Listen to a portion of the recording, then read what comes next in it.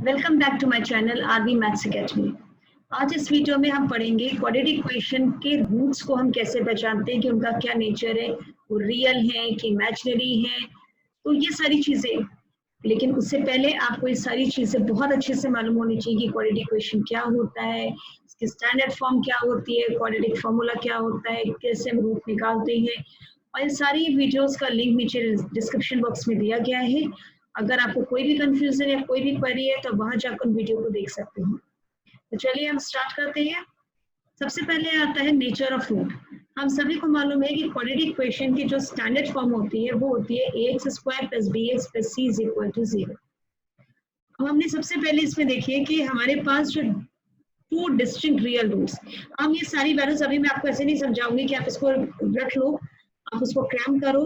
अपने quadratic formula पढ़ा था, ये हमारे पास होता है -b + -√b² - 4ac/2a।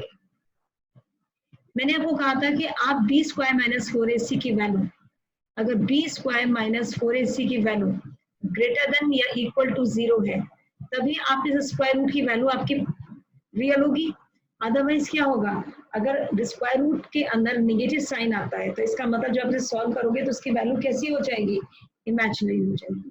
और हम यहाँ से डील कर रहे हैं किससे, रियल रूट से। तो अगर हम रियल रूट्स की बात करें तो रियल हमारे पास रूट्स तब होंगे जब हमारे पास b² - 4ac greater than equal to 0। अब आता है कि अगर मेरे पास b² - 4ac, पहले तो देखिए b² - 4ac, इसका एक नाम होता है जिसको हम कहते हैं डिस्क्रिमिनेंट। क्या कहते हैं, डिस्क्रिमिनेंट। और इसको हम d से डिनोट करते हैं। तो अगर मैं कभी आपसे कहूँ कि डिस्क्रिमिनेंट तो आप d लिखेंगे और d का वैल्यू होगा b² - 4ac। अगर कभी क्वेश्चन में आता है आपको कि डिस्क्रिमिनेंट निकालिए इक्वेशन का, तो इसका मतलब आप क्या निकालोगे, b² - 4ac। या किसी भी इक्वेशन के रूट्स का नेचर चेक करने के लिए हम डिस्क्रिमिनेंट निकालते हैं।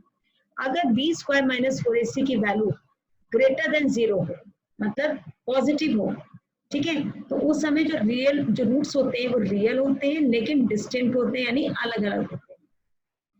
ठीक है, अगर मान लीजिए एक रूट की वैल्यू 12 आ रही है तो हो सकता है दूसरी रूट की वैल्यू 5 आ रही है या -5 आ रही है, कुछ भी आ सकती है। अगर आपके पास d की वैल्यू, अगर d की वैल्यू 0 हो जाती है, अगर d की वैल्यू 0, इसका मतलब आपके पास जो रूट्स हैं वो इक्वल है।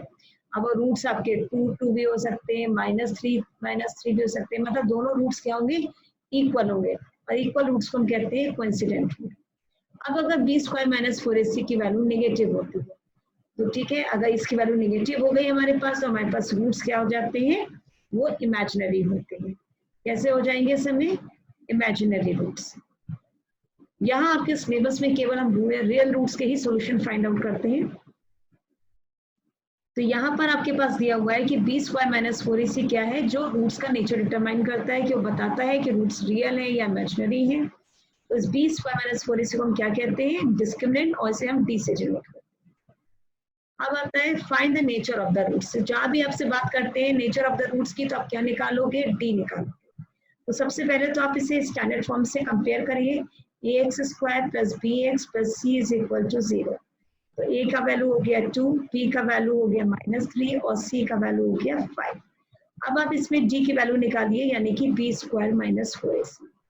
अब अगर आप इसकी वैल्यू पुट करिए, -3 होल स्क्वायर -4, a का वैल्यू 2 है, c का वैल्यू 5, तो ये कितना हो गया, 9 - 4 × 8, 8 × 5 = 40। तो अगर आप इसे करेंगे तो आएगी आपके पास वैल्यू कितनी, -31। और आपको मालूम है कि -31 वैल्यू कैसी है, नेगेटिव है। इसका मतलब डिस्क्रिमिनेंट कैसा आ गया, लेस देन 0। इसका मतलब नो रियल रूट्स, रूट्स हमारे पास रियल नहीं है। ठीक है, तो हम इसका सॉल्यूशन आगे नहीं करेंगे। अब आता है 3x² - 4√3x + 4 = 3। फिर हम क्या करेंगे, अगर रूट्स रियल होंगे तब हम उसका सॉल्व करेंगे, अगर रियल नहीं होंगे तो हम उसे सॉल्व नहीं करेंगे। तब आता है आपके पास, इसे भी स्टैंडर्ड फॉर्म से आप कंपेयर करिए, ax² + bx + c = 0। a हो गया 3, b हो गया -4√3 और c हो गया 4। फिर आप d की वैल्यू निकालिए, ये हो गई b² - 4ac। अब आप इसकी वैल्यू पुट करिए, -4√3 होल स्क्वायर -4, a का वैल्यू 3 और c का वैल्यू 4। अब 4 4 16 है, 16 3 √3 का स्क्वायर 3 होता है, तो ये हो गया 48। और ये भी हो गया 48 यानी कि 0। तो d इज इक्वल टू 0, इसका मतलब हमारे पास क्या होंगे, रियल रूट्स होंगे। और आपको मैंने पहले भी बताया था अगर डिस्क्रिमिनेंट की वैल्यू 0 होती है तो रूट्स कैसे हो जाते हैं, हमारे पास इक्वल होते हैं। अब हम इसकी वैल्यूज निकालनी है। कैसे निकालेंगे, हमने फॉर्मूला पढ़ा था x is equal to minus B plus minus root B square minus 4ac upon 2a। ठीक है, और हमने इसमें minus B minus 4 root 3 plus minus B square minus 4ac की वैल्यू आई है आपके पास 0, तो ये हो गया 0 अपॉन 2 और ये कितना है 3, तो ये हो गया minus 4 root 3 plus minus 0 upon 6। तो x की मेरे पास दो वैल्यूज आ गई, माइनस 4 रूट 3 प्लस 0 अपॉन 6, और ये हो गई माइनस 4 रूट 3 माइनस 0 अपॉन 6, तो हो गया माइनस 4 रूट 3 बाई 6, और ये भी हो गया माइनस 4 रूट 3 बाई 6। अगर इसे सॉल्व करोगे तो आपके पास आएगा माइनस 2 रूट 3 अपॉन 3, और ये भी आएगा माइनस 2 रूट 3 अपॉन 3। तो ये वैल्यूज जो है ये क्या हो गई, इस इक्वेशन के रूट्स हो गए। अब आता है 2x square minus 6x plus 3। फिर आप इसे कंपेयर करो, ax square plus bx plus c is equal to 0, a is equal to 2, b is equal to minus 6 और c इज इक्वल टू 3 है आपके पास। फिर हम d निकालते हैं, p स्क्वायर माइनस 4ac, तो इसकी वैल्यू हो जाएगी minus 6 whole square minus 4, a कितना है 2 और c कितना है 3, तो 36 माइनस 4 टू 8, 8 3 24। अगर आप इसे माइनस करेंगे तो कितना हो गया 12, और 12 आपको मालूम है कि 12 क्या हो गया, ग्रेटर देन 0। इसका मतलब रूट्स कैसे हो गए हमारे पास, रियल हो गए, और अगर रियल है तो हम इसकी वैल्यू निकाल सकते हैं। हम कैसे निकालते हैं, minus B plus minus root B square minus 4ac upon 2a। अच्छा एक चीज और है, रूट्स रियल भी है और ये जब ग्रेटर देन 0 होगा तो वो कैसे होंगे, डिस्टिंक्ट भी होंगे, यानी कि डिफरेंट होंगे। अब हम वैल्यू लगाते हैं इसकी, माइनस बी की वैल्यू है minus 6 plus minus root B square minus 4ac, तो root B square minus 4ac की वैल्यू है 12, ये हो गया 2 और ये हो गया 2, तो ये हो गया 6 प्लस माइनस रूट 12 की वैल्यू हो गई 2 रूट 3 और ये हो गया 4। तो मेरे पास x की दो वैल्यूज आ गई, हो गया 6 प्लस 2 रूट 3 बाई 4, 6 प्लस यहाँ आप केवल प्लस लेंगे, प्लस 2 रूट 3 बाई 4 और एक हो गई 6 माइनस 2 रूट 3 बाई 4। अब इसमें आप 2 कॉमन ले लीजिए तो क्या हो जाएगा, 3 प्लस रूट 3 बाई 4, और यहाँ भी आप इसे 2 कॉमन ले लीजिए, 3 माइनस रूट 3 बाई 4। अब अगर इसे आप सॉल्व करोगे तो आपके पास आ जाएगा 3 प्लस रूट 3 बाई 2, और ये आ जाएगा आपके पास 3 माइनस रूट 3 बाई 2। तो यहाँ पर आपके पास ये दो वैल्यूज आ गई, ये दोनों रूट्स हमारे रियल है, दोनों ही डिस्टिंक्ट है, डिफरेंट है। अब आता है find the values of k for which the following quadratic equation so that they have two equal roots. Equal roots की कंडीशन होती है for equal roots, equal roots की कंडीशन होती है d इज इक्वल टू 0। तो फिर आप क्या करोगे, आप लिखोगे पहले, सबसे पहले आप इसमें कंपेयर कराओ, ax square plus bx plus c is equal to 0 से, तो a हो गया 2, b हो गया k और c हो गया आपके पास 3। अब d इज इक्वल टू 0 यानी कि b square minus 4ac is equal to 0। b की वैल्यू हो गई k स्क्वायर माइनस 4, a की वैल्यू हो गई 2, c की वैल्यू हो गई 3 इज इक्वल टू 0। तो ये हो गया k square minus 4 2 8, 8 3 24 is equal to 0। अब अगर आप इसे सॉल्व करोगे तो आपके पास k का वैल्यू क्या आ जाएगा, आपके पास k आएगा k square is equal to 24, यानी k is equal to plus minus root 24, या फिर आप कह सकते हैं प्लस माइनस 2 रूट 6। तो ये हो गया k की वैल्यू। इसी तरीके से आपके पास तो पहले इक्वेशन दी हुई है, तो पहले हम इसे क्वाड्रेटिक की स्टैंडर्ड फॉर्म में लिखेंगे, क्वाड्रेटिक इक्वेशन को हम स्टैंडर्ड फॉर्म में लिखेंगे। तो पहले आप ब्रैकेट मल्टीप्लाई करिए, kx square minus 2kx plus 6 is equal to 0। या अगर हम इसे कंपेयर करते हैं तो a हो गया k, b हो गया माइनस 2k और c हो गया हमारे पास 6। और फिर वही d is equal to 0 for equal roots. तो इक्वल रूट्स के लिए हमारे पास क्या हो गया है, d इक्वल टू 0। अब d इक्वल टू 0 मतलब b square minus 4ac is equal to 0। अब b की वैल्यू लगा दीजिए, minus 2k whole square minus 4, a का वैल्यू k और c का वैल्यू 6 इज इक्वल टू 0। ये 4k square minus 24k is equal to 0। 4k आप कॉमन ले सकते हैं, क्या हुआ k minus 6 is equal to 0। तो अब दोनों का प्रोडक्ट जीरो, इसका मतलब या तो ये जीरो हो गया या फिर आपके पास k माइनस 6 हो गया। अगर इसको जीरो करोगे तो k की वैल्यू जीरो, और इसको जीरो के इक्वल करोगे तो k इज इक्वल टू 6। अब हम k is equal to zero नहीं ले सकते, क्यों? क्योंकि अगर मैं k की वैल्यू जीरो पुट कर दूंगी तो ये इक्वेशन में जो एक्स स्क्वायर का कोफिशिएंट जीरो हो गया, इसका मतलब ये भी जीरो, ये भी जीरो, सिर्फ क्या बचेगा मेरे पास? 6 कांस्टेंट टर्म, यानी कि मेरी इक्वेशन क्वाड्रेटिक नहीं रह जाएगी, इसलिए मैं k की वैल्यू जीरो नहीं रखूंगी। तो k की वैल्यू मेरी कितनी हो जाएगी? 6।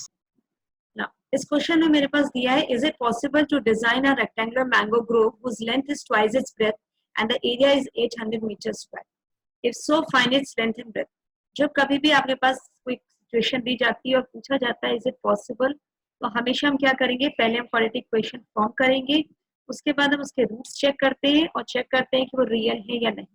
अगर रूट्स रियल आते हैं तो हम उसका सॉल्यूशन फर्दर करते हैं। तो सबसे पहले मेरे पास क्या दिया है, इसमें दिया है कि एक रेक्टेंगुलर मैंगो ग्रोव है जिसकी लेंथ उसकी ब्रेथ का ट्वाइस है। तो लेंथ हम सबसे पहले ब्रेथ मान लेते हैं। Let breadth is equal to x metre. तो देयरफॉर जो लेंथ हो गई मेरे पास, जो लेंथ हो गई है वो है आपका ट्वाइस इट्स ब्रेथ यानी 2x मीटर।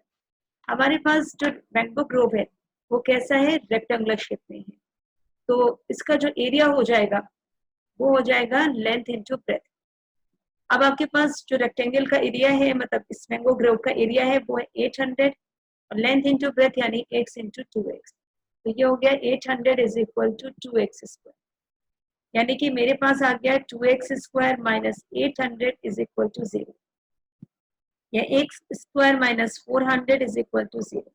अब अगर मैं इसे चेक करती हूँ तो मेरे पास, अगर मैं इसके रूट्स चेक करूँ तो मेरे पास a हो गया 1, b हो गया 0, क्योंकि b x का कोफिशिएंट होता है, c है -4। तो अगर मैं b स्क्वायर माइनस 4ac निकालूं तो मेरे पास आएगा 0 का स्क्वायर माइनस 4 इंटू 1 इंटू -4, यानी b स्क्वायर माइनस 4ac की वैल्यू आ गई 1600, यानी कि ग्रेटर देन 0। इससे हमें मालूम पड़ता है कि हमारे पास रूट्स कैसे हो गए, रियल है। इसका मतलब जो सिचुएशन है वो पॉसिबल है, यानी कि ये सिचुएशन जो हमें गिवन है वो पॉसिबल है। अब आता है आपके पास कि आपको length and breadth find out करनी है। तो आपके पास था X square minus 400 is equal to 0। तो X square is equal to 400, ये एक्स की वैल्यू हो गई प्लस माइनस रूट ऑफ 400, या कह दीजिए प्लस माइनस 20। तो एक्स की दो वैल्यू हो गई, या तो प्लस 20 लीजिए या फिर माइनस 20। हम माइनस वाली वैल्यू से नहीं लेंगे क्योंकि लेंथ और ब्रेथ कभी भी निगेटिव नहीं होंगे, तो किसी भी साइड की लेंथ निगेटिव नहीं होती है। तो जो मेरे पास जो ब्रेथ है वो कितनी है, एक्स यानी कि 20 मीटर, और जो लेंथ है वो ट्वाइस ऑफ एक्स है यानी कि ट्वाइस ऑफ 20 यानी कि 40 मीटर। तो जो लेंथ एंड ब्रेथ है वो आ गई मेरे पास 40 मीटर और 20 मीटर। अब मेरे पास एक दूसरी कंडीशन दी है और पूछा है कि सिचुएशन पॉसिबल है या नहीं। कंडीशन है कि आपके पास सिचुएशन दी है कि आपको प्रेजेंट एजेस फाइंड आउट करनी है, और कंडीशन है आपके पास the sum of the ages of two friends is 20 years. तो अगर एक फ्रेंड है उसकी एज x ईयर्स है तो दूसरे फ्रेंड की एज कितनी हो जाएगी, 20 माइनस एक्स। तो हम लिखते हैं यहाँ पर कि let age of first friend be x years, so therefore age of second friend, जो दूसरी फ्रेंड है उसकी कितनी हो जाएगी, 20 माइनस एक्स ईयर्स। ठीक है, अब आपसे कहते हैं 4 ईयर्स अगो। अगर मैं 4 ईयर्स अगो की बात करूं तो जो दोनों फ्रेंड्स हैं उनकी एज 4 ईयर्स कम होगी, तो जो एज ऑफ फर्स्ट फ्रेंड होगी वो उसकी एज हो जाएगी आपके पास x माइनस 4 ईयर्स, और जो एज आपकी सेकेंड फ्रेंड है उसकी हो जाएगी आपके पास 20 माइनस एक्स माइनस 4 ईयर्स, यानी कि कितनी हो गई, 16 माइनस एक्स ईयर्स। अब आपके पास कंडीशन दी है कि दोनों ही इसमें क्या है, आपके पास x माइनस 4, यानी जो दोनों फ्रेंड्स हैं उनकी एजेस का जो प्रोडक्ट है वो कितना है हमारे पास 40 है। अगर आप ये सॉल्व करते हैं 16x minus X square minus 64 plus 4x is equal to 40। अगर आप इसे सॉल्व करते हैं तो आपके पास आता है माइनस एक्स स्क्वायर। अब आपके पास है प्लस 16x प्लस 4x यानी plus 20x minus 64 minus 48 is equal to 0। अब हम क्या करेंगे, हम इसे फर्दर सॉल्व करेंगे, minus X square plus 20x और -64 और -40 अगर मैं इसको ऐड कर दूं तो 8 + 4 12 एंड 6 4 10 11 112 इज इक्वल टू 0। अब मैं माइनस से डिवाइड कर देती हूँ पूरी इक्वेशन को, तो मेरे पास इक्वेशन हो गई x² - 20x + 112 is equal to 0। अब मुझे दो नंबर ऐसे चाहिए जिनका प्रोडक्ट जो है वो 112 आ जाए और जिनको सॉल्व करने पर, मतलब जिनको ऐड करने पे, सॉल्व कहूंगी मैं, ऐड करने पे कितना आ जाए, 20 आ जाए। अब आप पहले, लेकिन उससे पहले मैं क्या करूंगी, चूंकि यहाँ पर क्वेश्चन में दिया हुआ है सिचुएशन पॉसिबल है या नहीं है, तो मैं सबसे पहले रूट्स चेक करूंगी। तो पहले आप इसकी वैल्यू से निकालिए स्टैंडर्ड फॉर्म से। अगर कंपेयर करते हैं तो a की वैल्यू 1 हो गई, b की वैल्यू -20 हो गई और c की वैल्यू 112।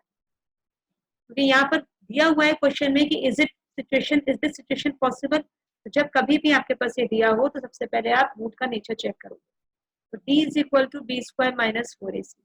अब इसकी वैल्यू आप पुट करिए -20 होल स्क्वायर -4 × 1 × 112। तो ये हो जाएगा मेरे पास 400 -4 2 = 8 4 1 = 4 4 1 = 4। यानी आप इसे जब सेपरेट करेंगे तो आएगा -48 और ये एक लेस देन 0 है। ठीक है, इसका मतलब रूट्स कैसे हो गए मेरे पास, अगर ये वैल्यू निगेटिव है मेरे पास रूट्स जो होंगे वो इमेजिनरी होंगे, यानी कि हम इसको फर्दर अब सॉल्व नहीं करेंगे। तो आई होप कि आपको सारी चीजें समझ में आ गई होंगी कि कैसे हम निकालते हैं कि रूट्स रियल है या इमेजिनरी है। जब कभी क्वेश्चन में आपके पास दिया हो कि सिचुएशन आप पॉसिबल है या नहीं है, तो आप हमेशा उसके रूट्स निकालेंगे। उसके बाद आप देखेंगे कि अगर रूट्स रियल आते हैं तो सिचुएशन पॉसिबल है, रूट्स इमेजिनरी आते हैं तो सिचुएशन पॉसिबल नहीं है। तो हम यहाँ लिखेंगे therefore given situation is not possible. So given situation is not possible. तो आई होप कि आपको ये वीडियो पसंद आया होगा और मैंने बहुत कोशिश की है कि आपको हर चीज, हर क्वेश्चन बहुत ही आसान तरीके से समझाऊं। तो goodbye everyone, will meet you in the next video. Thank you for watching my video. If you like this video, please give a like to this video. Share this with your friends and subscribe my channel. And yes, don't forget to press a bell icon to get a notification for my new videos.